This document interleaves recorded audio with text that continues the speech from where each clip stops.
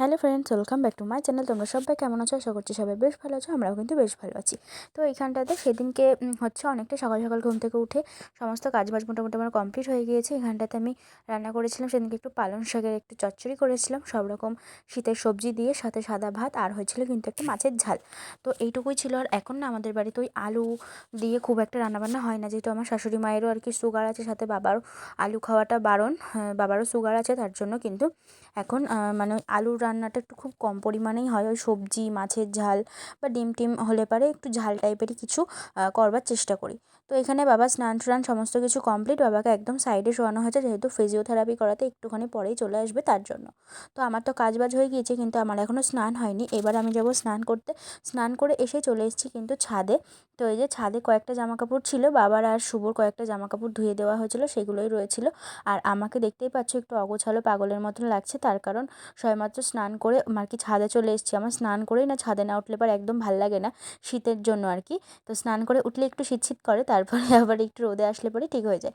তো এই যে আমি ছাদে গিয়ে চুলটা ভালো করে জট ছাড়িয়ে আমি চুলে বিনুনি করে, এখন বাজে দুপুর 2:30 মতন, এখন আমি বসে পড়েছি খাওয়া দাওয়া করতে। তার কারণ শুভ বাড়িতে নেই, বাবার খাওয়ানো হয়ে গিয়েছে আমার।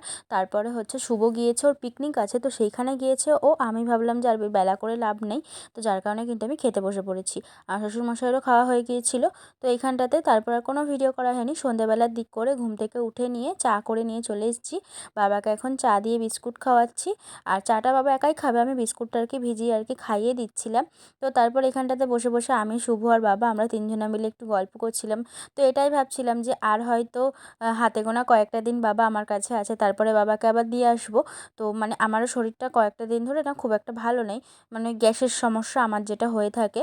তো যার কারণে কিন্তু মনে হলো যে বাবাকে কয়েকটা দিন দিয়ে আসবো, তারপরে আবার যখন আমার শরীরটা একটু ঠিক হবে আর ঠান্ডাটা একটুখানি কমলে পারে, তারপরে বাবাকে আবার আমি নিয়ে আসবো।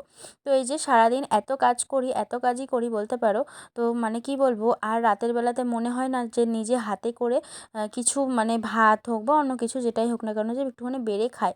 তো যার কারণে শুভ খাবার নিয়ে এসেছিলো, দুজনে মিলে খেয়ে নিয়েছিলাম। বাবা ওদিকটাতে শুয়েও পড়েছিল।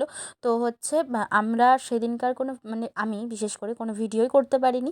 এটা হচ্ছে পরের দিনকার সন্ধ্যেবেলার পরে, মানে তখন ঘড়ির কাঁটা বেজে গেছিলো রাত্রি 9টা বলতে পারো। তো এখন আমি আর শুভ যাচ্ছি হঠাৎ একটা নেমন্ত্রণ বাড়িতে। মানে হঠাৎ করেই যেহেতু সেই নেমন্ত্রণটা আমাদের কাছে এসেছিলো, তার জন্য হঠাৎ করে বলা আর কি কথাটা। তো আমাদের একটা ছিল বার্থডে বাড়িতে নেমন্ত্রণ, সেখানে আমি, শুভ আর সাথে কিন্তু ছিল পচাদা।